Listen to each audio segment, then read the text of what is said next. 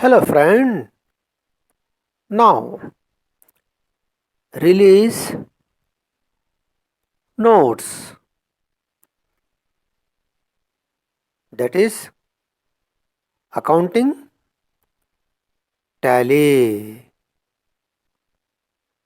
Now, let's start. Under tally, voucher part 2. Now, first topic is how many types of vouchers? They are mainly two types of vouchers available in tally. Number one, primary, and number two, secondary or collateral. Then next topic is what is primary voucher?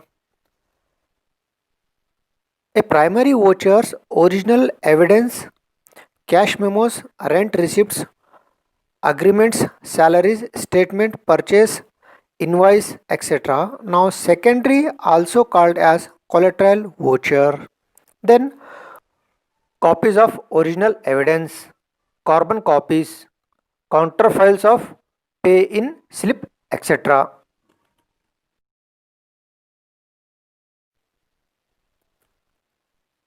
How many classification of vouchers? Number one, supporting vouchers. Number two, accounting vouchers. Now, supporting voucher are those vouchers which act as a evidence of business transaction. These voucher also help in recording business transaction like cash memo, sales invoice, check, etc. Another one is accounting vouchers. A voucher is a document used by a company's accounts payable department to gather and file all of the supporting documents needed to approve the payment of a liability. A voucher is essentially the backup documents for accounts payable. Now let's start. Another topic is further classification of supporting vouchers. A. Internal voucher. B. External voucher. A. Internal voucher.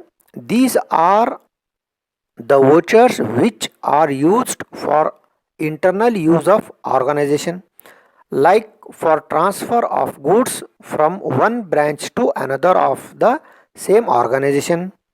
These also comprise of the vouchers which are prepared for some expenses for which no invoice or receipt is provided. Then second one is external voucher. These vouchers are prepared by the third parties who are associated with the firm. For example, A. Debit note received. B. Credit note received. C. Purchase invoice received from the supplier of goods, etc. Now, another topic is further classification of accounting vouchers. A. Cash voucher. B. Non-cash voucher.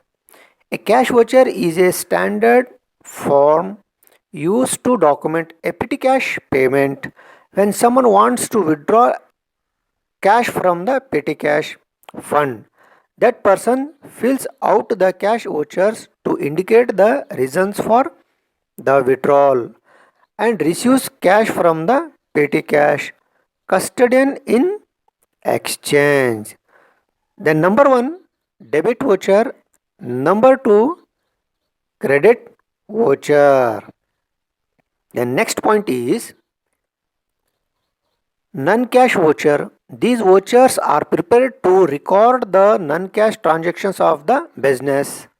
Example of non-cash vouchers are goods sold on credit, sales of fixed assets or investment on credit, writing of depreciation or bad debits, returns inward, etc. Now another topic is what is the meaning of debit voucher. These vouchers are prepared to keep records of various cash payments relating to the businesses, including capital and revenue payments. For example, payment of wages and salaries, purchase of plant by cash, purchase of goods for cash, etc. Now, another topic is what is the meaning of credit voucher. The credit voucher is a document category in funds management government and is similar in its function to the document categories funds pre-commitment, funds reservation and funds commitment. Now another topic is what is the meaning of transfer voucher? An expenditure transfer voucher is an accounting document used to make journal adjustment between funds, agencies and appropriation accounts or to reflect the change of an expenditure or revenue object in the uniform statewide accounting system.